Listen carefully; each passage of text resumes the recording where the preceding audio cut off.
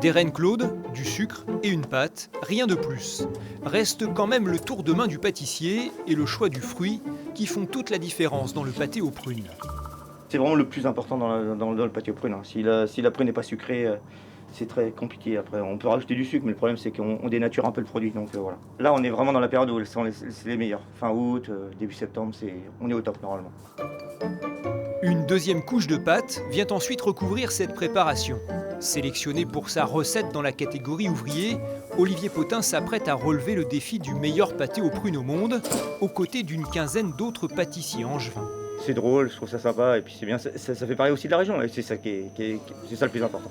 Cette spécialité typique de l'Anjou, autrefois répandue dans les campagnes, est le dessert de saison incontournable en boulangerie, toujours prisé par la clientèle locale. Gâteau depuis des années qu'on connaît en tant que pure angevine, voilà, et puis qu'on apprécie toujours, quoi. Et on ne veut pas laisser passer le temps parce qu'autrement, après la saison des prunes s'arrête vite fait. Un gâteau bien doré, délicieusement ondulé sous l'effet du sucre et du fruit. Un dernier secret de fabrication fait toutefois débat au sein de la profession. Faut-il garder ou non le noyau dans le pâté ? Certains disent pour le goût, je pense aussi pour une question de praticité quand on les fait. C'est vrai que quand on les fait, ça va quand même plus vite.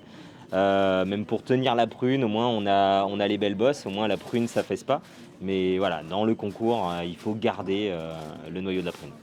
Un concours en forme de boutade, mais qui pourrait faire rayonner au-delà des frontières de l'Anjou ce bon vieux pâté aux prunes.